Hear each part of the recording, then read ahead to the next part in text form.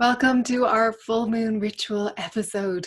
If you don't already know what a full moon ritual is, I am going to explain exactly what it is, what to expect, and how to practice one yourself. And of course, we are coming up to the full moon in Scorpio. So I'll explain all about the meaning behind this Scorpio super full moon. And I'm going to share with you a simple practice that I use myself during the full moon that you can try out. So let's get into it. The full moon that is coming up in Scorpio is all about, well, Scorpio energy is about intuition, intuitive. Scorpios are determined, Scorpios are ambitious. And this full moon, which is coming up on the 7th of May, is a super full moon. So I'll come back to the Scorpio energy. I just want to explain about the super full moons. The super full moon, I think this is the third and final one this year, is when the moon is at its closest to the earth.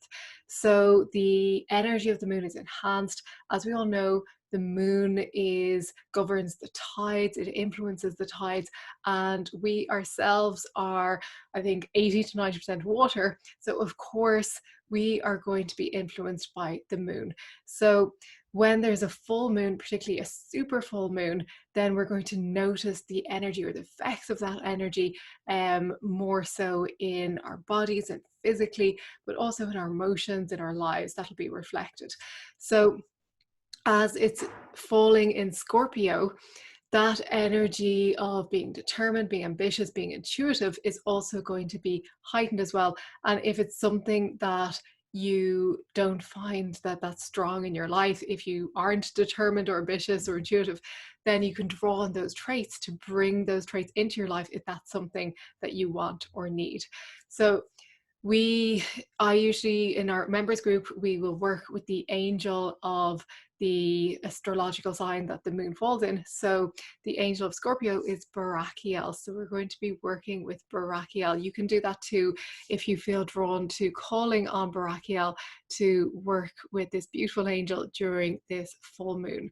So as Scorpio energy can be really intense, really powerful, you're going to notice, particularly with the super full moon, that emotions might be heightened. You're going to notice that more fears might be coming up for you for release, because the full moon is always an energy of release. It's always about letting go. It's always about releasing the old, making way for the new. So if you are finding that fears are coming up for you, then take note. What fears are coming up? Is there a theme? Is there something that you find yourself constantly worrying about? So use this awareness to offer release, to release what it is that you're holding on to or worrying about, and let it go. So I'll explain in a moment how we can use that full moon ritual to do that, but I promised I'd explain what a ritual is. So a full moon ritual is when you, on the day of the full moon, it can be around the full moon as well, it can be the day before or a few days after, the energy is still strong a few days after the full moon. So you take some time to be in stillness, to be in silence, to go within, to connect within.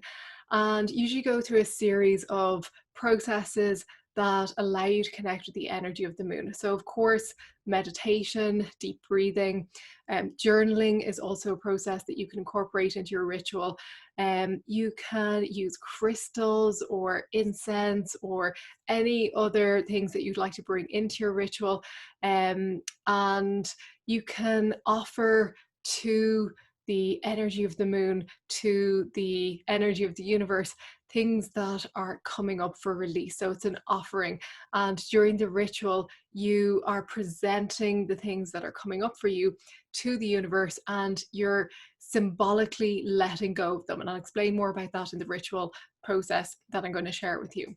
So a process that I do, or a ritual that I do, which is quite simple. I like to keep it simple. I don't bring too many extra things into it. And especially if you're doing this at home, I want you to have all these things to hand.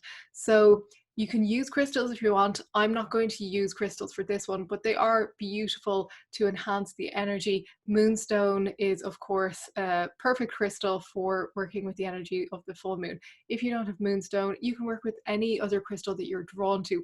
Always go with your intuition and see what you are drawn to, because it could be that you need to work with a different crystal. It could be that you need to work with hematite to ground your energy. It could be you need to work with clear quartz. It could be something else for you. So go with what you're drawn to.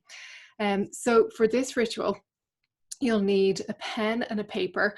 I encourage you to use a physical pen and paper. Don't use a computer for this one.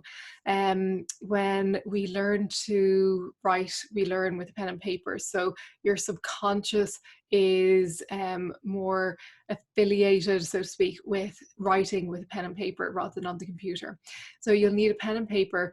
If optionally, if you want to, you can use fire during this ritual, so even just a lighter or matches.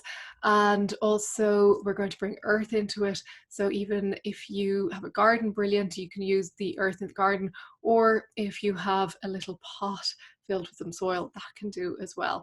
So not too much that you'll need, and of course you don't need to do it in this exact way that I'm going to explain to you. Always, as I said, go with your intuition, trust what is coming up for you.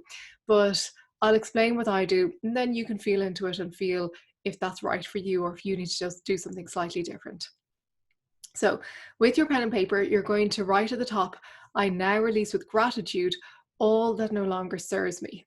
And then under that, you're going to write out all the things that are coming up for release.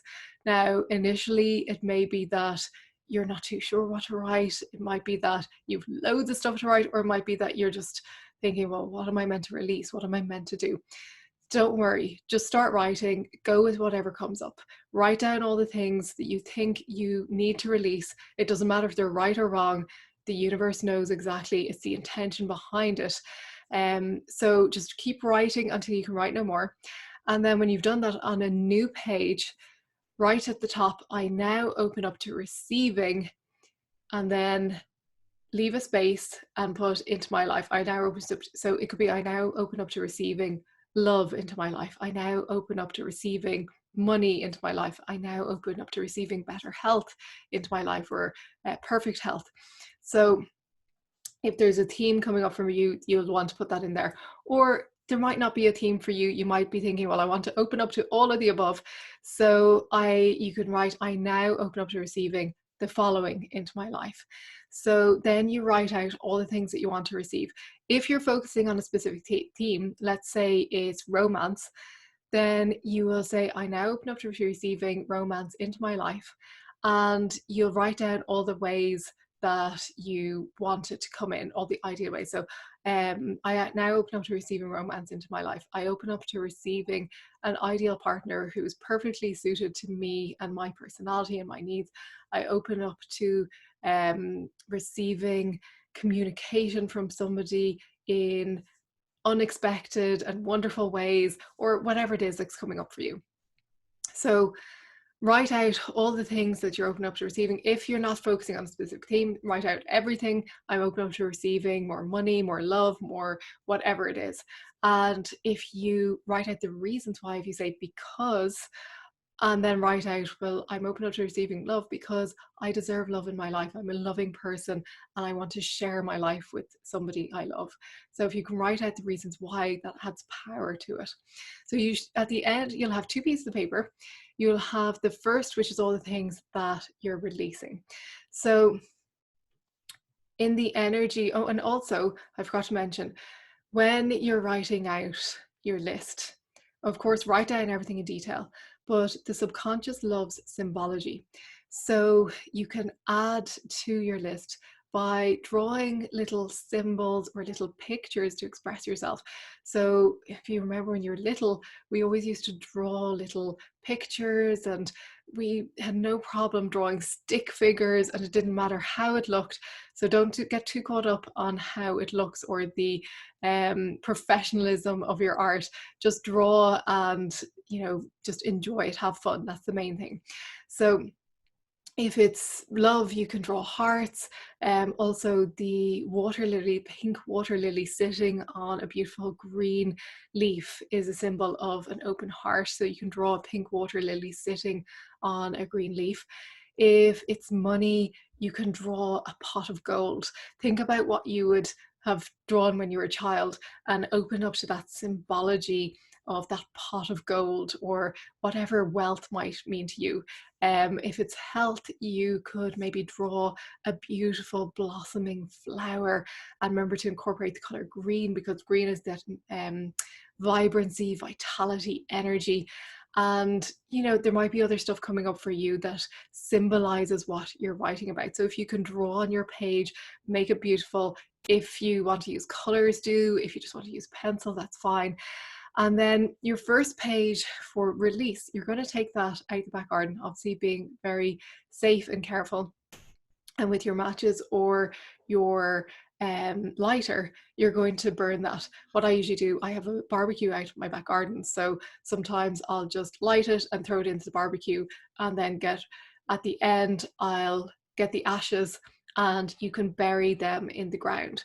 So if you want, you can do this if you have some sort of a bowl, or maybe a metal bowl or something that you can throw the page into and allow it to burn. When you collect the ashes, dig a little hole in the earth, bury them in the earth, and you have symbolically released, you've energetically released what you've written, you have buried the ashes in the earth, and now the symbology is for something new to grow, something new to grow from the ashes of what you have released. And that's the energy of the new that's coming into your life. So a really powerful process. And if you are drawn to doing all of those steps, you can. You don't necessarily have to burn the page, but it does make it more powerful if you burn what you have written. And then the other page that you have with what you're inviting into your life, you can fold that up. If you have a sacred space or an altar, you can place it on that. You can get your favorite crystals, you can place it on top. If it's love or romance that you've written about, you can place rose quartz on top of it. Or you can do a crystal grid around it. Really have fun with it. You can place flowers on it, petals, whatever it is that you're drawn to. Or if you have a gratitude box, you can place it inside your gratitude box. The options are endless, but knowing that what you've written, what you're drawing into your life, you are enhancing it through the crystal energy or through the intention that you're pouring into it, placing it in your sacred space. If you want, you can even place a white feather on top of it, whatever you're drawn to, and then let go. That's it. Trust that you've released, and trust that what you are inviting into your life will come in divine timing. You don't necessarily need to do anything more right now. You can just trust that it'll come in perfect divine timing, and you can trust that you'll get those intuitive nudges if you need to do something. So I hope you enjoyed this full moon ritual process, and I hope you go practice. Let me know how you get on and have fun with it. Enjoy the full moon, and I will see you next week. Bye bye.